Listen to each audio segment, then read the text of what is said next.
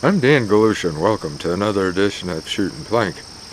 Recently I showed you, I guess you'd call it a BB trap, pellet trap, whatever, where I used a yogurt container and filled it with dirt, and the BB did not go all the way through. It stopped and it caught it, and it did the same with the pellet.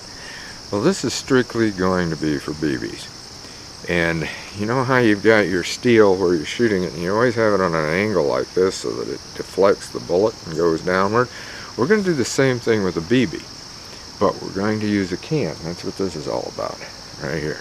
I filled it with dirt because if you shoot low and you hit the can, you don't want to be knocking that off all the time. So this is what's going to deflect it right here. You don't cut all the way through. You only cut part way. Now this one's not cut properly. You'll notice I cut it way too far. It needs to be from here to here. A little bit harder to get the contents of the can out, but it will have a much stronger hinge so that when you bend this, you don't bend this as much when you hit it. The idea is to have the BB come in, hit this, deflect, and go down into the dirt that's down in there. So we're going to put this down there. We're going to use a pump BB gun because you don't fire high power stuff at this. You do not pump it way up. Like if it's a pump one like this, no, you don't go with 10 pumps on it. We're just going to do the indoor type, as they call it, which is about 2 or 3 pumps. Now, what it'll do is, like I said, it should hit this and deflect on down in. You don't have much of a target, so you make sure you got a good backstop on this. We're going to pump this Daisy Powerline up to just a couple, 3 pumps, and we're going to shoot at it, and we'll see what happens. I've got you zoomed in on the can there, as you can see. I'm going to go back here just a few yards from where you're at. Hopefully the thing won't start zooming back out, but it does that. And I've got this pumped.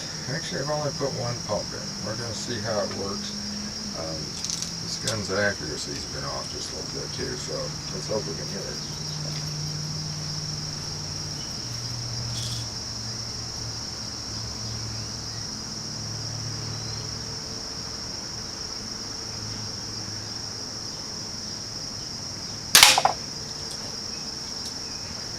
Well, I think we hit the can lid, looks like it.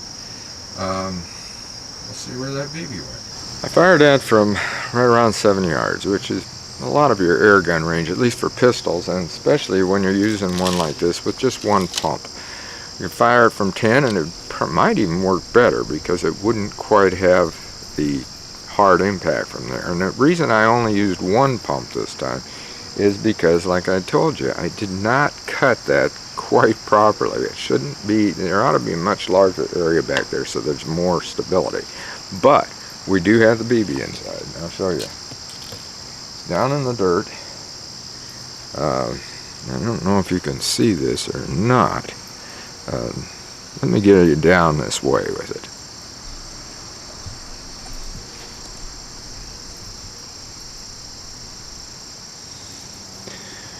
Okay, now can you see that BB down in there? It's right down into here. My finger's probably in the way of it, but it is there. I'll try to bring it up a little closer where you might be able to see it down in there. But there is a shiny little BB down there. Like I said, it's right down about halfway in the can, if you can see that.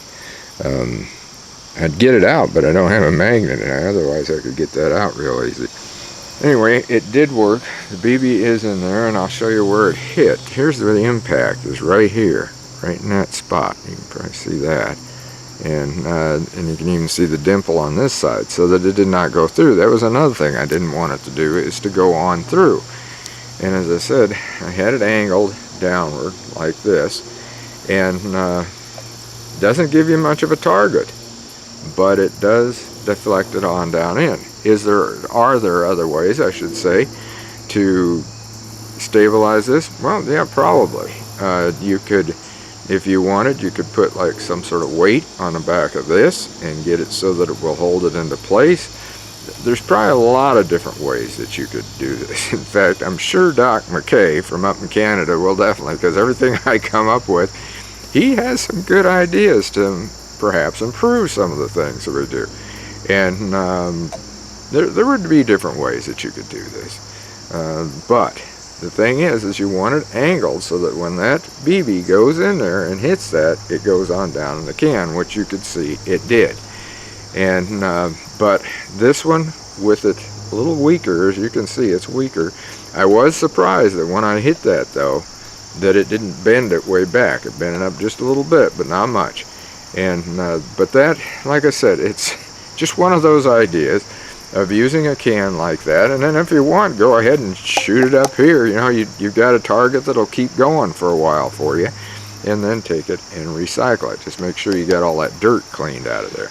But that's the one thing you do want in it, is something. Sand is another good thing you could use. Rocks, now, although the rocks, yeah, they'll work, but the BB could come bounce and back out. You wouldn't want to fill it too full if you were going to do with the rocks. Just have enough weight in there. But anything like that, that you can put some weight in the can, it'll work, as long as it's not something that a BB is going to ricochet off of. That's why I suggest sand and dirt, because it's going to go in, it's going to stay. And that would be a BB trap. So until next time, shoot safe and have a great day of plinking.